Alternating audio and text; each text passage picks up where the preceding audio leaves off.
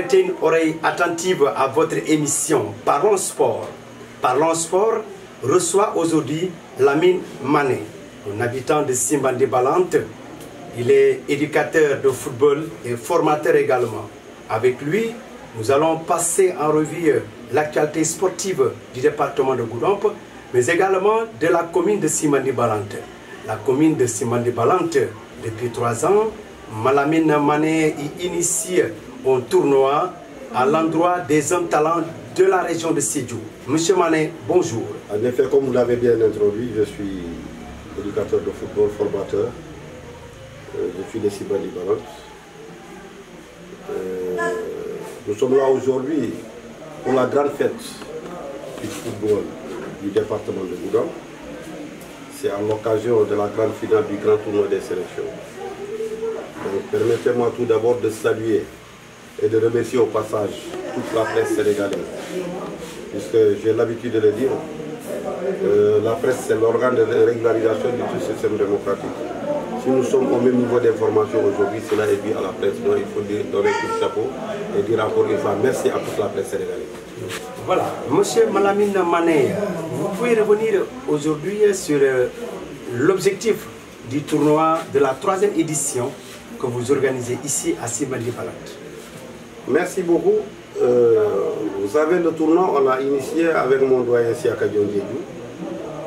L'objectif de ce tournoi, d'ores et déjà, nous allons vous donner la réponse. D'abord, c'est un tournoi de mise en jambe, puisque nous rentrons souvent dans les navétanes sans préparation. Donc, nous nous sommes dit que ça servira d'abord d'un tournoi de mise en jambe, mais aussi d'un tournoi de retrouvailles, parce que ce tournoi est composé de 5 communes à 6 communes. Indépendamment de tout cela, c'est un tournoi, je l'appelle, de recrutement, où vraiment nous observons les meilleurs talents de la région ou des différentes communes pour les propulser vers l'échelle nationale. Cela en rapport avec des techniciens que nous connaissons. À chaque fois que nous organisons, soit à partir des quarts de finale ou des demi-finales, nous tendons la main, en tout cas à nos collègues entraîneurs qui sont un peu vers le milieu urbain, pour les demander de descendre et venir voir. S'ils peuvent vraiment trouver de bons produits, ils les recrutent et les remontent à l'échelle nationale. Voilà l'objectif du tournoi en gros, c'est un tournoi vraiment de mise en jambe, c'est un tournoi qui sert de recrutement, une manière vraiment de propulser le football de notre région. Vous avez parlé de tournoi de sélection ou tournoi de recrutement. De la première édition à la 3e, est-ce qu'il y a des jeunes talents déjà recrutés? Tout à fait. La première année, c'était une année d'initiation. Nous l'avons initiée. On n'a pas pensé à appeler beaucoup de gens, on n'a pas pensé à appeler des techniciens. Mais à partir de la 2e année, l'année dernière, l'année 2022, nous avons commencé vraiment à avancer un peu, puisque l'année dernière, nous avons eu à envoyer 3 jeunes du côté de Diourbel, vraiment qui ont fait preuve de leur talent. Et ces jeunes-là, aujourd'hui, vous avez écho d'eux? Oui, pour les deux, nous avons écho, mais pour l'autre, c'est lui-même qui est revenu de son propre gré. Il a perdu ce qu'il devait faire parce que c'est un jeune qui était tombé dans les lumières d'un agent qui venait de la FIFA. Mais le moment de revenir par cet agent et voir le boss, essayer de discuter du protocole et de la monnaie, le boss est revenu vers la Casamance à l'improviser sans aviser même les techniciens. Pour cette 3e édition, la finale est prévue aujourd'hui, c'est samedi. Quelles sont les localités ou bien les équipes, les ASC qui vont y participer? Bien, vous savez, nous, ce ne sont même pas des ASC. C'est un tournoi, on l'appelle grand tournoi des sélections. Dans une sélection, vous pouvez trouver 3, 4, 5 villages même où l'on prend des meilleurs, on se forme en sélection. Nous, on ne joue pas en ASC, mais on joue en sélection. L'affiche d'aujourd'hui, tout de suite, je peux vous donner l'affiche. À l'arrivée, nous avons Boulfalé de Simbandi Balante. Ça, c'est les anciens clubs de Simbandi. Nous avons donné l'autre sélection le nom de Boulfalé. Alors, c'est Boulfalé de Simbandi Balante qui affronte aujourd'hui Santassou de Goudomp. Alors, ça, c'est vraiment l'une des affiches très puissantes. Parce que, quoi que l'on dise, Santassou de Goudomp a donné une très très belle prestation, aussi bien le Boulfalé de Simbandi. Donc, voilà l'affiche d'aujourd'hui, Boulfalé de Simbandi face à Santassou de Goudomp. Pourquoi vous attendez à la veille des navétanes pour initier ce tournoi, alors que vous pouvez le faire en temps plein, c'est-à-dire que pendant la saison sèche? Bien. Vous savez, la saison des pluies, c'est la période morte où nous ne vivons pas quelques trucs scolaire. Donc pour éviter d'empiétiner sur l'étude des enfants ou les examens, nous préférons toujours attendre après avoir épluché vraiment la partie des examens. Et deuxièmement, comme je l'ai dit à l'introduction, c'est un tournoi de mise en jambe parce qu'en l'organisant à l'approche des navettans, c'est un tournoi qui sert d'abord pour le joueur de se juger lui-même, parce qu'on peut être performant l'année dernière, pendant toute la saison scolaire, on ne s'est pas suffisamment entraîné, mais avec ce tournoi, le joueur parvient vraiment à se ressaisir. Aussi bien, c'est un tournoi qui aide les arbitres dans leur application sur les 17 lois. Et c'est un tournoi aussi qui oriente les techniciens entraîneurs qui sont en train de diriger les ASC navettans. Parce que partant de là, ils peuvent situer la valeur intrinsèque de leurs joueurs, aussi bien la coordination de l'équipe. Est-ce que réellement mon équipe aspire bien? Est-ce que réellement sur le plan individuel ce jour-là il est bon? Donc ça permet vraiment, c'est un tournoi qui sert à tout le monde. Joueurs, arbitres, comme entraîneurs, les administrateurs, donc c'est un tournoi de mise en niveau. Vous avez évoqué l'affiche, c'est-à-dire les équipes qui vont s'affronter aujourd'hui. Qu'est-ce que vous réservez au public qui viendra certainement très nombreux? Bien, je sais que le public sera très satisfait. Parce que le football que préfère Boudom, c'est ce football-là que préfère la sélection de Simbandi. En toute sincérité, vous savez, tout ce qui est travaillé à l'avance ne se perd pas. Je vous donne l'exemple l'année dernière, quand on me dit que deux équipes de Boudom ont gagné le trophée départemental des phases de l'ODECA. Je dis que ce n'est pas du hasard et ce n'est pas une surprise pour moi. Parce qu'en grande majorité, vous évaluez ces deux équipes, vous allez trouver à 40 ou 50% des joueurs qui ont évolué dans le football formel. Je veux parler des équipes civiles qui sont dans le championnat de la Ligue régionale de football. Alors, cela veut dire que c'est des jeunes qui ont travaillé pendant toute l'année scolaire. Donc, vous les mettez en navettant, donc ils sont déjà prêts, c'est des gens qui sont fortement préparés. Aujourd'hui, ce que nous réservons à ce public, je pense que c'est le beau football. Parce qu'en toute sincérité, j'apprécie beaucoup le football boudampois parce que c'est des jeunes qui te mettent le ballon au sol et c'est le football qui est demandé aujourd'hui. On n'a pas besoin de jeter le ballon n'importe comment pour s'en débarrasser. Donc il faut d'abord l'esprit individuel, d'abord il faut être fort. Pouvoir maîtriser le ballon, pouvoir dribbler, pouvoir donner la passe. Et Boudampo vraiment a ce potentiel dans son équipe. Aussi bien Simbandi a ce potentiel. Donc nous réservons vraiment à ce public-là qu'aujourd'hui ils verront vraiment un beau football, Inch'Allah. Vous invitez ce public à suivre ce beau football, mais chassez qu'à côté, quand on parle de navétane, souvent c'est émaillé de violence. Est-ce que vous avez pris les devants par rapport à cet aspect de la violence? Tout à fait, ça c'est à juste raison. Mais quand même, nous avons pris des dispositions. Nous n'avons pas en tout cas ici des forces de répression. Parce que vu la charge et le calendrier aujourd'hui, nous avons fait une première tentative de s'adresser en tout cas à la force de répression, mais vu leur calendrier et leur programme, mais quand même nous avons mis en place d'abord au plan psychologique, moral, à chaque fois avant le coup d'envoi, nous discutons avec les deux équipes, les deux parties, les administrateurs, les techniciens, pour leur faire comprendre que ça c'est un tournoi de retrouvailles de fraternité où nous n'avons pas besoin de violence et que tout dérapage vraiment, tout individu qui ira en dérapage, vraiment, on rendra compte à qui le doit. Nous n'avons pas besoin de violence, c'est un tournoi de fraternité, vraiment entre nous. Donc, je pense qu'à ce niveau, nous n'avons pas tellement de crainte. En amont, est-ce que vous avez eu à rencontrer les différentes équipes, à leur parler, à les sensibiliser de la non-violence au terrain?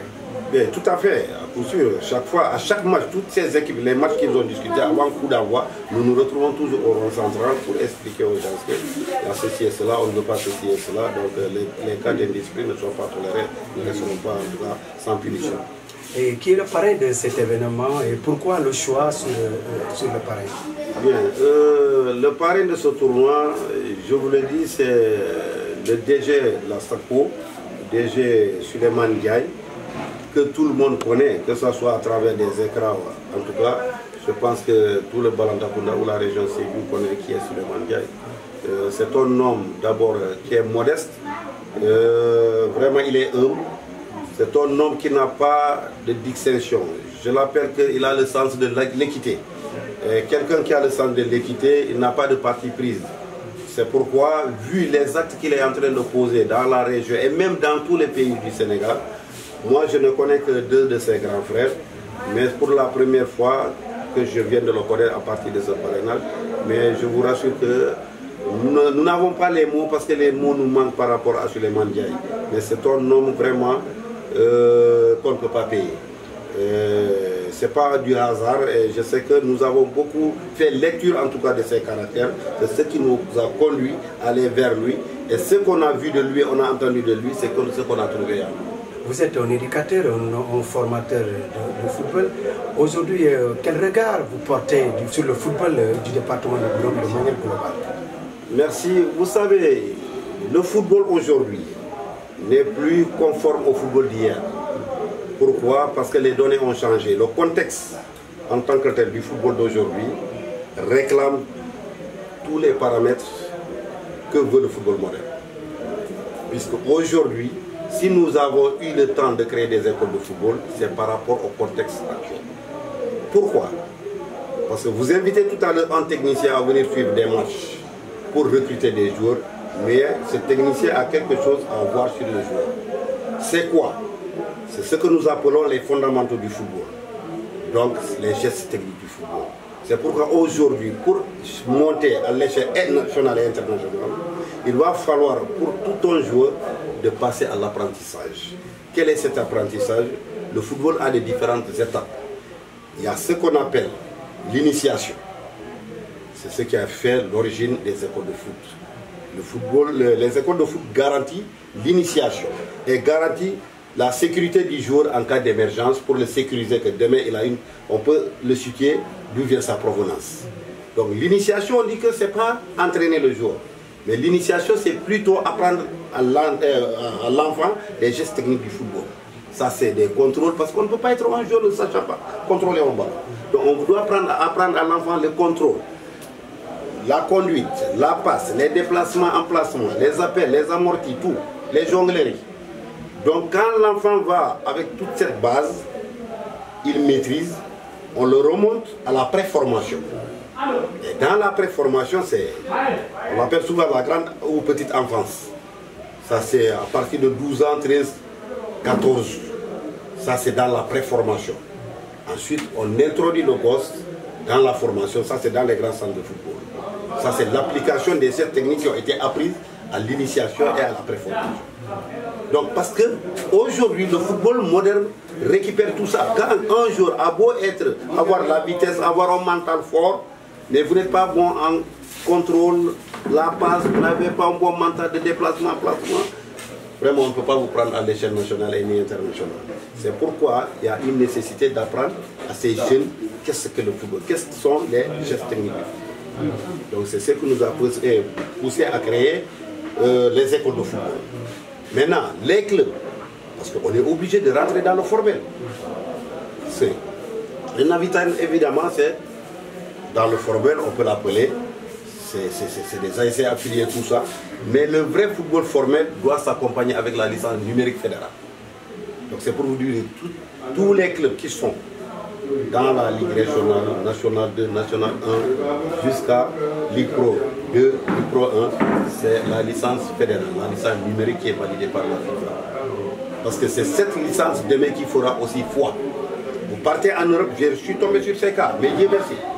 Vous partez en Europe, vous arrivez, on vous décèle à travers des entraînements, mais on dira d'où venez-vous monsieur. Donc pour qu'on puisse vous recruter au moins, être vraiment dans le formel, il faut que vous ayez cette licence fédérale qui sera réclamée. Et quand vous ne l'avez pas, c'est comme quelqu'un qu'on a ramassé en cours de route, comme on ramasse de la marchandise ou de quoi. Donc le football fédéral est un football très important et complet. Souvent, tu dis à un joueur, venez jouer dans le club pour vous sécuriser et vous dire non, et qu'il veut que vous arrangez son club loin de là. C'est pour même sécuriser ce joueur-là. Demain, il peut être ailleurs. Et même dans sa transaction, ça va servir. Parce que quand un club le verra, ils passeront à partir de son départ. Où est-ce qu'il a commencé, à qui appartient ce joueur. Donc aujourd'hui, nous sommes dans l'obligation de pratiquer le football dans son vrai sens. C'est-à-dire qu'il faut que les joueurs apprennent. Moi, je l'ai toujours dit, quand on est administrateur, technicien, il faut aller à l'apprentissage. Parce qu'un administrateur qui ne maîtrise pas les dispositions réglementaires du football, mais tu mettras ton équipe à l'aventure.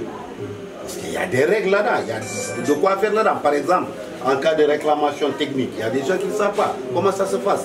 Il y a la réserve, comment on libère une réserve. Il y a les évocations, tout ça, appel. Alors, quand les dirigeants ne maîtrisent pas, l'entraîneur ne maîtrise pas des dispositions réglementaires, ça pose problème. Le football aujourd'hui, on n'a plus droit au tâtonnage.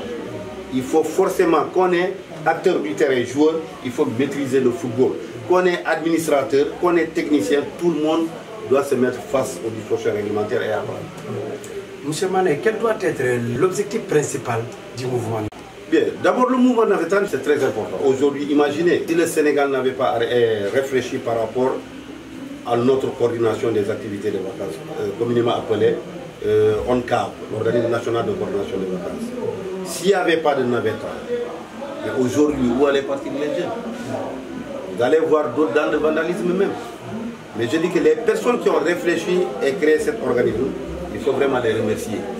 Parce que c'est un organisme qui a aidé même les joueurs. Moi je me rappelle, il y a beaucoup de joueurs qui ont quitté le navétane pour aller dans l'échelle nationale et même dans le professionnalisme. Donc le navétane est d'un très grand apport au Sénégal. Ça forge aussi les joueurs. Ça permet aux grandes équipes de la Ligue 1, 2 et professionnelle de venir, de prendre au niveau des navétanes. Mais seulement quand on est dans la périphérie, maintenant c'est à nous de travailler ça afin d'attirer, de mettre un rétroviseur nous permettant d'attirer l'attention des techniciens qui sont dans les milieux urbains. Donc ça c'est un rôle qui nous revient à nous. C'est pourquoi je vous dis que, c'est pourquoi nous avons créé ce tournoi. C'est pour mettre en place un rétroviseur nous permettant d'attirer l'attention des techniciens qui sont dans les milieux urbains à venir vers nous et suivre nos enfants aussi. Et cela cette année a fait déjà tache d'huile. Ça a démarré. Okay.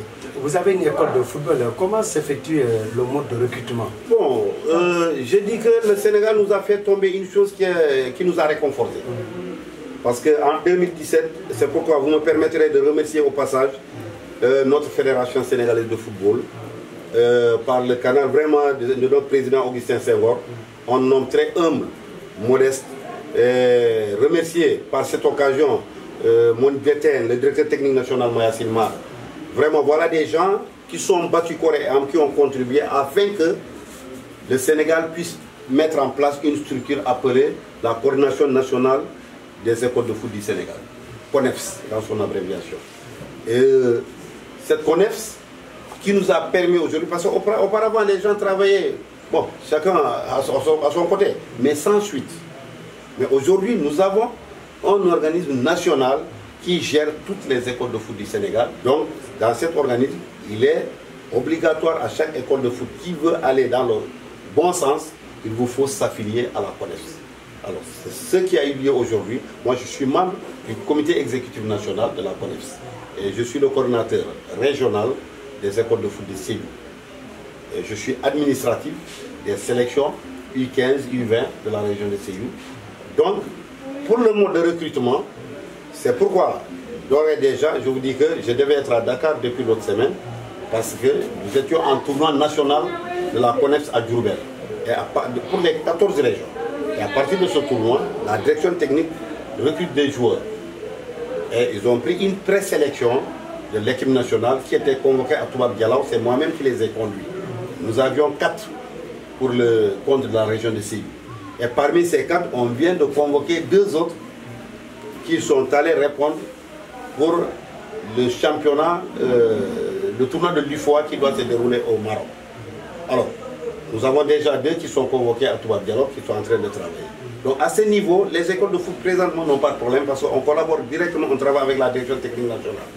Et d'autre part, nous avons des structures privées telles que Djambar, Génération Foot, ainsi de suite. Il y a le centre de Cheikh Meng, l'ancien international sénégalais qui jouait latéral, qui a son centre à Kayar, ils sont en construction, mais est en train d'évoluer. Ils ont pris l'immeuble de Damdo, ils sont en train de travailler à Thiès-Ici. Les gens qui ont eu déjà, dans notre région, entre avril et mai, on a déjà quasi 6 gosses de la région de Sédhiou qui sont déjà là-bas. Donc, nous sommes là pour le problème de recrutement de ces jeunes. Vraiment, présentement, les écoles de foot n'ont pratiquement pas de problème, parce qu'on collabore avec des structures privées, on collabore avec la direction technique nationale qui a l'œil sur toutes ces écoles-là. Tant qu'il y a du bon produit, vraiment, ils les récupèrent, parce qu'on doit créer ce qu'on appelle un centre fédéral au Sénégal. Et ce centre-là doit être ravitaillé par les poussins qui viennent des écoles de foot du Sénégal, officiellement affiliés à la CONEFS. Y a-t-il des procédures pour ouvrir une école de football, lesquelles? Bon, tout à fait. Ça, je peux le dire haut et fort au niveau de votre antenne. C'est-à-dire, pour la création d'une école de foot, il y a certains critères auxquels il faut répondre. D'abord, il faut se procurer un récépissé de reconnaissance juridique que vous allez photocopier en 2 exemplaires. Bon, nous mettons en 3 exemplaires parce qu'on doit garder les archives. Et les 2 exemplaires vont au niveau national. Donc, il y a la photocopie légalisée du récépissé. Il y a la photocopie légalisée de la carte d'identité nationale du responsable de cette école-là. Il y a le formulaire de demande qui est fourni par nous-mêmes de la CONEPS. On vous fournit ce tableau, formulaire de demande d'affiliation que vous remplissez. Il y a ce qu'on appelle une demande manuscrite que vous produisez aussi. Et il y a la photocopie de la quittance de versement au niveau de la banque parce que vous versez 10 000 pour votre adhésion au niveau de la Coordination nationale des écoles de football. Voilà les 5 critères auxquels il faut se conformer. Je dis bien le récépissé de reconnaissance juridique, la photocopie de la carte d'identité nationale du responsable, le formulaire de demande d'affiliation, demande manuscrite et la quittance de versement à la poste des droits de 10 000 pour adhésion. Okay. Votre école de football bénéficie-t-elle de soutien de la part des autorités du département ou voire de la région? C'est ce qui manque. Ça, je vous le dis haut et fort. Nous jonglons avec nos propres moyens. Nous évoluons avec nos camarades, nos amis, nos collaborateurs. Par exemple, des structures comme GF, qui ne manquent pas souvent de nous appuyer matériellement. Le reste, c'est dans les relations avec des clubs, avec certaines structures. Mais du côté administratif, des autorités administratives, jusque-là, vraiment, j'ose vous dire que moi, je n'ai eu qu'une seule fois un appui de 100 000 francs du côté de notre commune. Mais depuis lors, je suis à plus de 10 ans avec mon école de foot et le club aussi. C'est depuis 2010, plus de 10 ans. Mais jusqu'ici, je n'ai pas de soutien. En tout cas, je n'ai pas de subvention. J'évolue avec mes propres moyens ou à travers mes relations. Okay. Est-ce que ces autorités sont informées de cette école de football? Bien sûr, ils sont informés.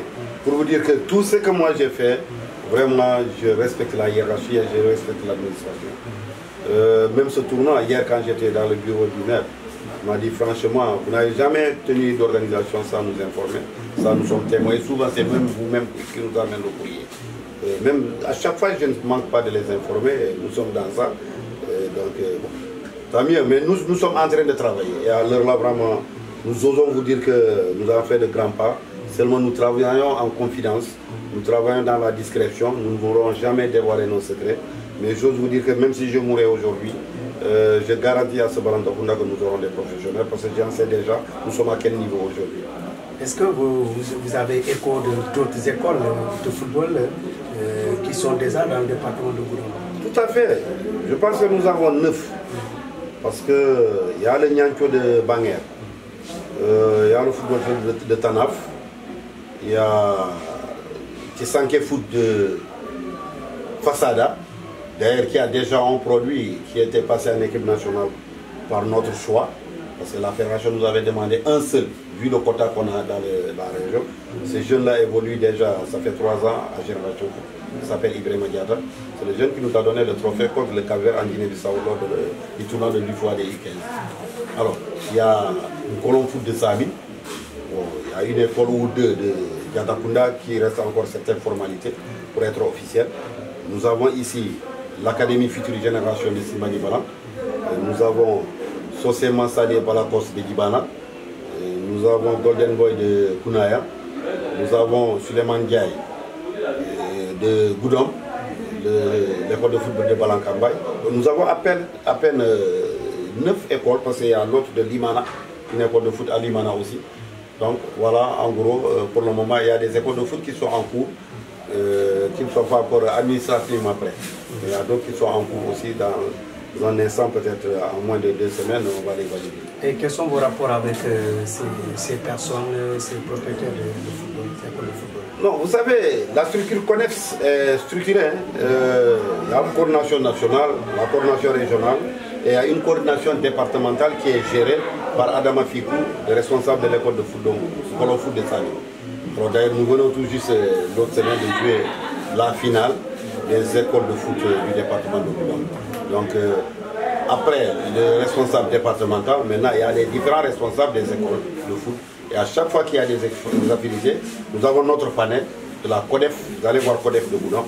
C'est à partir de cette panel que nous traversons, nous partageons toutes nos informations. Monsieur Mané, le football est aujourd'hui une entreprise. Nous avons vu l'exemple de Sadio Mané qui n'hésite pas à dégainer beaucoup de montants pour aider sa communauté. Aujourd'hui, quel appel et quel est le conseil que vous donnez à ces jeunes qui évoluent aujourd'hui des terrains de fortune?